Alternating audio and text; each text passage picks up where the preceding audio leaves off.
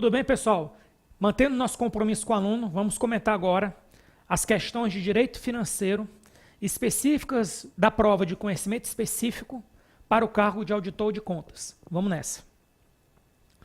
Os Estados-membros e o Distrito Federal estão impedidos de editar normas gerais acerca da elaboração de seus orçamentos, porque a Constituição atribui tal competência legislativa à União. Falso. Essa questão é uma questão batida, foi vista no nosso curso, por causa do seguinte: se a União for omissa, os Estados-membros podem exercer competência plena. Por isso que a questão 71 está errada. Além de disciplinar o sistema financeiro, o direito financeiro regulamenta a atividade financeira. O erro está aqui. Não compete ao direito financeiro disciplinar o sistema financeiro nacional. Isso aqui está mais para direito da regulação do que para direito financeiro. O direito financeiro tem como foco princípio a atividade financeira do Estado. Ok? Então, duas estão erradas, concordo com o gabarito preliminar, que foi a mesma coisa que eu comentei no domingo. 73 a 76. Prevalece no Brasil a compreensão de que o orçamento público é apenas em sentido formal, visto que é aprovado pelo Poder Legislativo, mas é substancialmente ato de natureza política administrativa, insuscetível de hospedar normas gerais ou abstratas próprias de lei em sentido material. Eu considerei essa questão certa, eu, particularmente no meu gabarito preliminar. A banca considerou errado. Eu, depois de aprofundar mais o tema, eu consegui encontrar um posicionamento recente do STF que mostra que a banca realmente tem razão. Mas no final eu volto a comentar essa questão. Mas eu acho que dá para entrar com recurso para ver qual é o posicionamento final da banca sobre isso. Beleza? Mas vamos lá.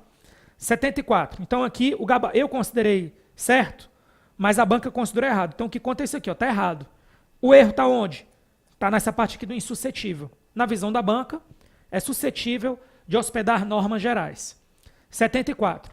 Além de apresentar harmonia com o PPA e estar voltado à redução das desigualdades, o Orçamento Federal de Investimento deve conter as previsões de receita e despesa de todas as empresas das quais a União tem a participação societária. Falso, porque no Orçamento de Investimento você só tem as empresas estatais e independentes.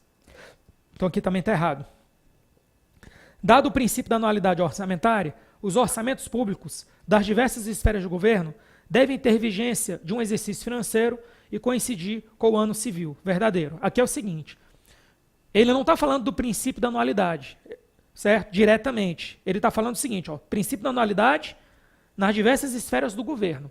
Então ele não falou o princípio da anualidade na literatura. Ele falou aqui do princípio da anualidade nas esferas de governo.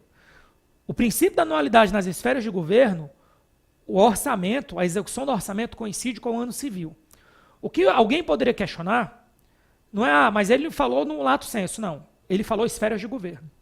O que alguém poderia tentar argumentar aqui, para tentar anular essa questão, seria dizer que, ao falar orçamento, a pessoa ficou com a ideia que se referia ao ciclo orçamentário.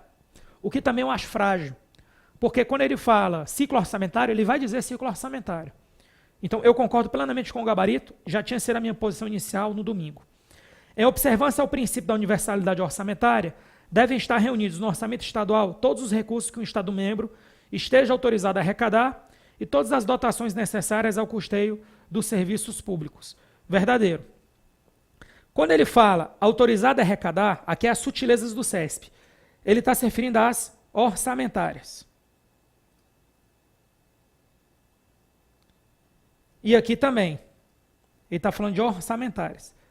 Segunda coisa, que é outra sutileza do CESP.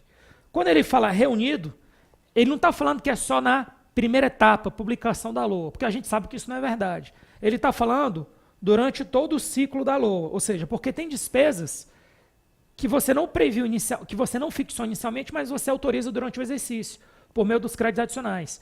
Tem receitas que você não previu no início da primeira etapa, mas que você vai considerar como orçamentárias na terceira etapa.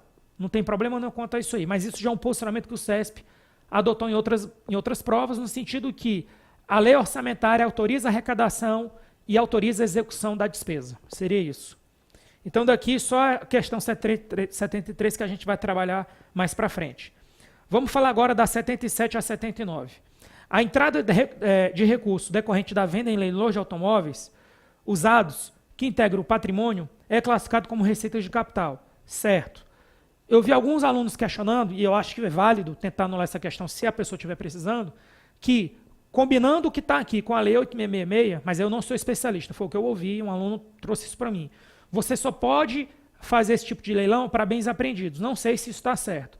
Mas agora eu vou dizer por que eu marquei certo isso aqui. Porque primeiro eu vou numa análise mais simplista. Qual a análise mais simplista? Ele não está dando ênfase no fato de ser leilão. Ele está dando ênfase no fato de você alienar bens. Alienação de bens é despesa, é receita de capital. Se ele quisesse usar outras receitas correntes, ele deveria ter falado alienação de bens apreendidos ou calcionados. Como ele não falou alienação de bens apreendidos ou calcionados, que é o único caso que alienação de bens é receitas correntes, aí sim daria para dizer que a questão estava errada. Mas ele não disse isso. Por isso que eu considero que o gabarito está certo. Questão 78.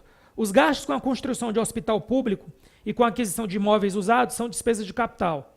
Lembrando que aqui seria investimento, o primeiro, e o segundo seria inversões financeiras. Ao passo que a compra de papel para impressão e quitação de juros da dívida se enquadram como despesas correntes. Nada a contestar aqui, tudo certo. Sem concordância do ente público devedor, é vedada a cessão parcial de crédito em precatório, cuja dívida seja de natureza alimentícia. Aqui está errado, porque aqui é independente da concordância. E lembrando que a cessão pode ser parcial ou total.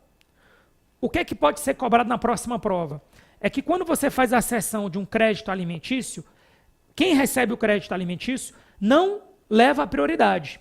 A prioridade não se transfere. O que você se transfere é o precatório. A prioridade não se transfere. Só essa dica. Mas a 79 está errada. E aí, para fechar aqui, sobre a questão 73, diz o seguinte. Isso aqui eu peguei da editora Gen, achei interessante. Esse artigo aqui, na hora que você clicar, é de um doutor em Direito Financeiro. Então, tem respaldo acadêmico. Vamos lá, o que é que diz o artigo? Finalmente, o mais recente no julgamento da ação direta de inconstitucionalidade, em março de 2016, o plenário do STF, consolidando seu entendimento, afirmou ser possível a impugnação em sede de controle abstrato de constitucionalidade de leis orçamentárias. Ao superar, aí agora vem a outra parte, ao superar a sua defasada concepção de que haveria uma suposta ausência de normatividade, abstração e generalidade das leis orçamentárias, ainda que estas sejam casuísticas e dotadas de temporalidade, o STF passa a absorver os bons ventos dos novos tempos, deixando para trás a obsoleta influência da teoria do jurista germânico Paul Labande, o qual forjou a tese da natureza de lei formal do orçamento público como mero ato autorizativo, passando a reconhecer materialidade e substancialidade ao seu conteúdo. Então, no primeiro momento, eu achei que a banca tinha errado.